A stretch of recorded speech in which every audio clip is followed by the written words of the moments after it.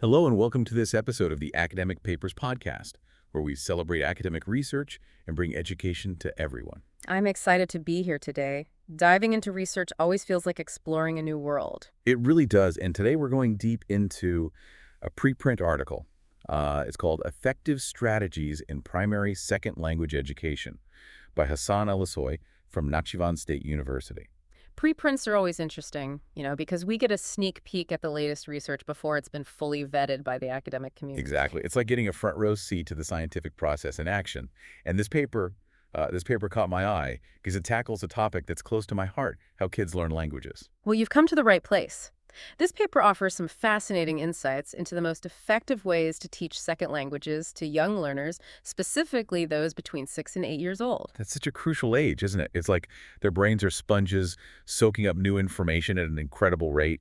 Absolutely. And one of the things that ALİSOY highlights right from the start is that teaching a second language goes way beyond just grammar and vocabulary. It actually shapes the way these young minds think and interact with the world around them. That's so intriguing. So it's not just about learning how to say hello in another language. It's about developing a whole new perspective. Precisely. And in today's increasingly interconnected world, that kind of cognitive flexibility and cross-cultural understanding is more valuable than ever. I can definitely see that. But with so many different approaches to language teaching, it can be overwhelming to know where to start. What did ALİSOY find to be the most effective strategies? Well, one of the key takeaways from his research is the power of what he calls immersive and interactive teaching methods. Okay, I'm curious. Break that down for me. What exactly does that look like in a classroom setting? Imagine a classroom where the second language isn't just a subject you study, it's the primary language of communication throughout the day. Wow. So the teacher would actually conduct lessons in the second language, even for subjects like math or science. Exactly, and it goes beyond just the teacher. It's about creating an environment where kids are constantly surrounded by the language and encouraged to use it naturally. They might work on group projects, role play real-life scenarios, or even just chat with each other during breaks, all in the second language. That sounds like a really effective way to make the language come alive. It is, and ALİSOY found that this type of immersive learning can lead to significant improvements in both language proficiency and student engagement. Now, that makes sense when kids are actively using the language in a fun and engaging way. They're more likely to absorb it naturally, right? Absolutely. And ALİSOY found that digital tools can play a powerful role in enhancing these immersive learning experiences. Oh, that's interesting. So it's not about replacing traditional teaching methods with technology, but rather using technology to create even richer and more interactive learning environments. You hit the nail on the head. Think of educational software that allows kids to practice vocabulary through interactive games or online platforms where they can connect with native speakers for virtual conversations. That's amazing. It's like bringing the world into the classroom. And it can make language learning much more accessible and engaging, especially for this tech-savvy generation. But I imagine it's all about finding the right balance, isn't it? Absolutely. While digital tools can be fantastic, ALİSOY emphasizes the importance of combining them with some good old-fashioned teaching methods. So things like grammar instruction and reading practice are still essential. Absolutely. These foundational skills are crucial for developing a deep understanding of the language. Think of it as building a strong foundation upon which they can then build their fluency and confidence. It's like learning music. You need those scales and exercises to master the instrument before you can improvise and really let loose. A perfect analogy, and that's where the idea of a mixed method approach comes, in taking the best parts of different teaching styles and weaving them together. So it's not about choosing one method over another, but rather creating a blend that caters to different learning needs and styles. Precisely, and the study's findings are quite compelling. This blended approach showed the biggest improvements across the board. That's incredible. It really highlights the importance of a holistic approach to language learning. And that leads us to another key insight from ALİSOY's research, the importance of recognizing the holistic benefits of learning a second language. I'm all ears. Tell me more. It goes far beyond just being able to speak another language. Learning a second language stretches the brain in incredible ways. Studies have shown that bilingual individuals often have better problem-solving skills, enhanced creativity, and even improved memory.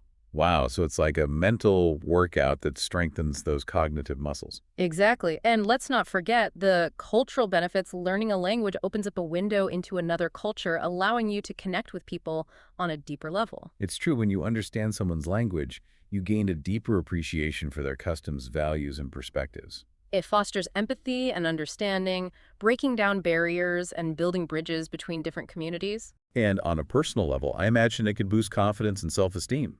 Absolutely. Imagine the sense of accomplishment a child feels when they can communicate in another language. It's a powerful feeling that can have a ripple effect on other areas of their life.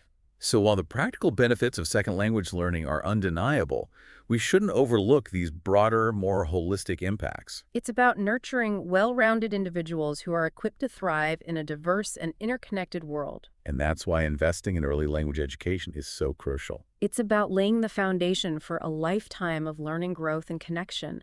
And as ALİSOY's research highlights, finding the right mix of teaching strategies is key to unlocking that potential. It's about creating learning environments that are immersive, interactive, and engaging. And empowering teachers with the knowledge and tools to guide students on their language learning journey. This has been such an insightful discussion already. What else did ALİSOY uncover in his research? Well, one fascinating aspect he explores is the effectiveness of different teaching methodologies. One method we should discuss is grammar translation. Ah, yes. The old school method that many of us grew up with. It's all about memorizing grammar rules and translating sentences word for word. Exactly. And while it might not be the most exciting or interactive approach, it does have its place. You know, I can see how it can be effective in teaching students about the structure of a language and helping them develop their reading comprehension skills, Right. especially for languages that are very different from their native language. That's a great point. Understanding the grammatical rules can be crucial for those learners. But I also imagine that grammar translation alone isn't enough to develop fluency. You're absolutely right. It needs to be combined with other approaches that focus on speaking, listening, and real-life language. Use those immersive and interactive strategies we discussed earlier can provide the balance and real-world application that grammar translation often lacks. It's like learning to play a musical instrument. You need to understand the theory and the scales, but you also need to practice playing actual music. Precisely, and that's what makes a mixed method approach so effective. It combines the structured learning of grammar translation with the dynamism and real-life application of other methods. So instead of viewing these methodologies as competing with each other, it's about seeing them as complementary pieces of the language learning puzzle. Each method has its strengths and limitations, and by combining them strategically, we can create a truly comprehensive learning experience. And that's what's so exciting about the field of language education. It's constantly evolving as we learn more about how the brain acquires language and what strategies are most effective. There's always room for innovation and improvement, and research like this preprint helps us move closer to unlocking the full potential of language learning for everyone. It's a journey worth taking. After all, language is the key to unlocking communication, understanding, and connection across cultures. That's a beautiful way to put it, and I think that's a perfect place to pause for now we've covered a lot of ground, but there's still so much more to explore. I agree. In the next part of our deep dive, we'll delve even deeper into the nuances of these effective teaching strategies, uncovering what makes them so impactful for young learners. I'm looking forward to it. There's so much more to discuss, and I can't wait to share some more insights and practical takeaways with our listeners. Me too. This has proven to be a truly fascinating deep dive. And for our listeners who want to explore the specifics of this research further, you can find more information on this paper by heading over to academicjobs.com and searching for Hasan ALİSOY. It's definitely worth checking out. His work offers valuable insights for educators, parents, and anyone interested in the fascinating world of language acquisition. Welcome back to our deep dive into effective strategies for primary second language education. It's great to be back. In the first part of our deep dive, we talked about the broader benefits of second language learning and the concept of a mixed method approach. Right. Blending those traditional teaching methods with immersive and interactive strategies, often enhanced by digital tools. Exactly. And I'm really curious to explore those immersive and interactive strategies in more detail. What are some specific examples of how they can be implemented in the classroom? Well, one approach that ALİSOY highlights in his research is the use of language buddies. Language buddies. That sounds intriguing. Tell me more. It's a simple yet powerful concept. Each student is paired with a classmate who only speaks the target language. So they're essentially forced to rely on the second language for everyday communication. Precisely. It transforms the classroom into a mini immersion experience where the second language becomes a natural part of their interactions. I love that. It takes the pressure off formal language learning Yeah, and makes it more organic and fun. exactly. And it encourages students to practice their speaking and listening skills in a real-world context. And what about interactive activities? What are some examples of those? One example that ALİSOY mentions is the use of role-playing. Oh, role-playing. I remember doing that in my language classes. It can be a really fun and engaging way to practice different language skills. Absolutely. Students can take on different roles and act out real-life scenarios like ordering food at a restaurant or asking for directions. It's a great way to build confidence and fluency in a safe and supportive environment. And it encourages creativity and problem solving as students have to think on their feet and respond to unexpected situations. I can see how that would be beneficial, not just for language learning, but for their overall development as well. And speaking of creativity, ALİSOY also highlights the potential of using technology to create more interactive and engaging learning experiences. Yes. We touched on that briefly in the first part of our deep dive. What are some specific examples of how technology can be used effectively? Well, one example is the use of virtual reality. Virtual reality. That sounds incredible. How's that being used in language learning? Imagine this, students put on VR headsets and are transported to different countries. Wow, so they can experience different cultures and environments firsthand. Exactly. And they can interact with virtual native speakers, completing tasks and challenges that require them to use the second language. That takes immersive learning to a whole new level. It does, and it can be incredibly motivating and engaging for students. I bet it's like turning language learning into an adventure. And it's not just about virtual reality. There are countless other ways that technology can be used to enhance language learning. Like those interactive language learning apps we talked about earlier. Exactly. Those apps can provide personalized feedback, track progress, and make learning fun and accessible. It's like having a personal language tutor right in your pocket. And they can be a great way to supplement classroom learning and encourage students to practice outside of school. So it's all about creating a blended learning environment that combines the best of both worlds: traditional teaching methods, immersive and interactive experiences, and the power of technology. Precisely. And ALİSOY's research suggests that this kind of holistic approach can lead to the most significant improvements in language learning outcomes. That's fantastic. And it's so encouraging to see research that supports this kind of innovative and engaging approach to language education. And it's not just about improving language skills. Remember, learning a second language has those amazing cognitive and cultural benefits we discussed earlier. Absolutely. It's about developing well-rounded individuals who are prepared to thrive in our increasingly interconnected world. And it all starts with providing young learners with the right tools and opportunities to succeed. I couldn't agree more. Now, as we're exploring these different teaching strategies, I'm curious about ALİSOY's thoughts on teacher training.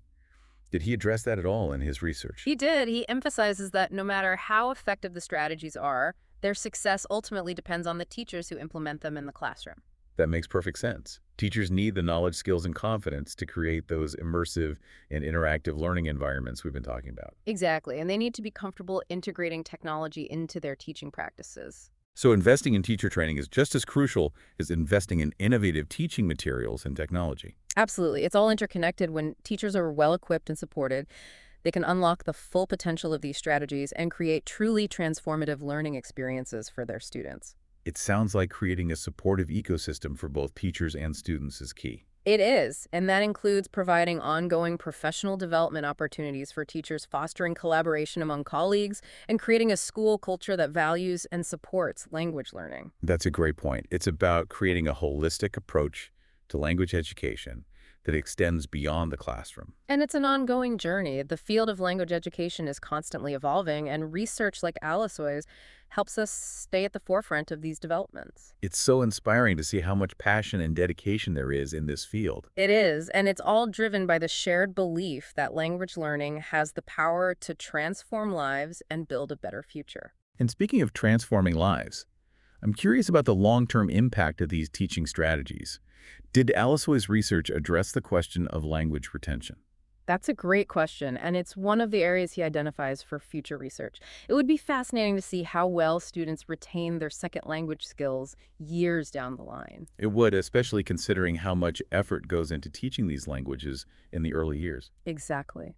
We want to make sure that learning sticks and that students can continue to reap the benefits of their language skills throughout their lives. So while this research provides a fantastic foundation, there's still so much more to explore and learn about the long-term impact of these teaching strategies. Absolutely. It's an exciting field, and research like this helps us move closer to unlocking the full potential of language learning for everyone.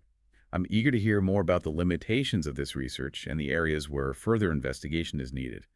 Should we dive into that in the final part of our deep dive? Let's do it. There's always more to uncover and discuss in the fascinating world of language learning. Welcome back to the final part of our deep dive into Hasan ALİSOY's research on effective strategies for primary second language education. It's been a fascinating journey so far, exploring the nuances of teaching languages to those young minds. It really has. We've covered so much ground, from the power of immersive learning to the importance of teacher training. And in this final part, I'd love to shift our focus to the limitations of this research and the areas that ALİSOY himself identifies for further investigation. That's a great idea.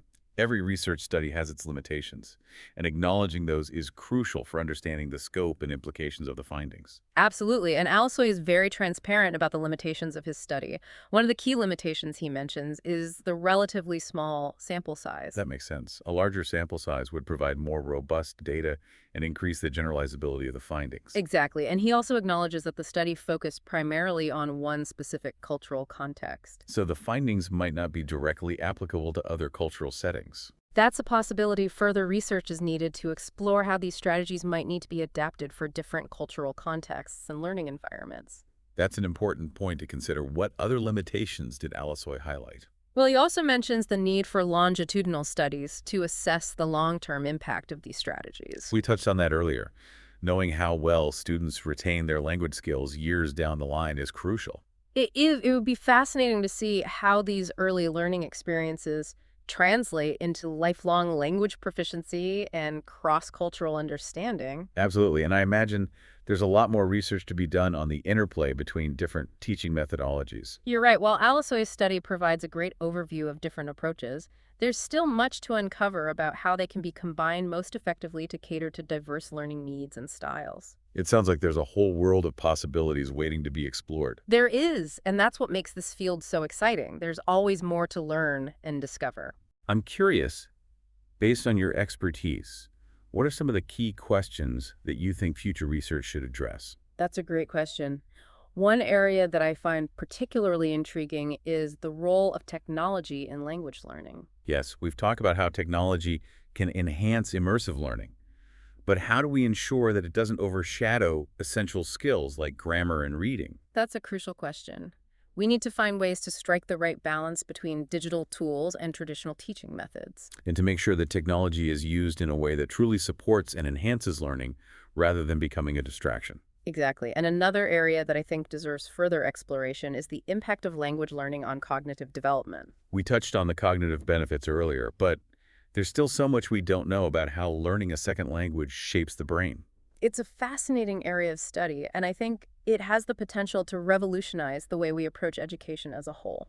Imagine if we could harness the power of language learning to boost cognitive skills and unlock the full potential of every student. It's an exciting prospect, and I believe that research like ALİSOY's is paving the way for those kinds of breakthroughs. This has been such an enlightening conversation. Thank you for sharing your insights and expertise with us. It's been my pleasure. I always enjoyed diving into these fascinating research topics. And for our listeners who are eager to delve deeper into Hasan ALİSOY's work, you can find his preprint article on academicjobs.com.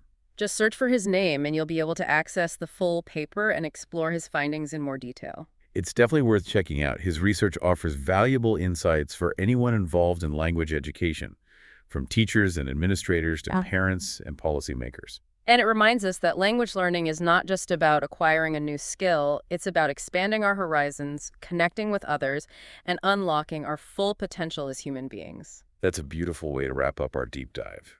Thank you for joining us on this journey of exploration, and we'll see you next time for another fascinating dive into the world of academic research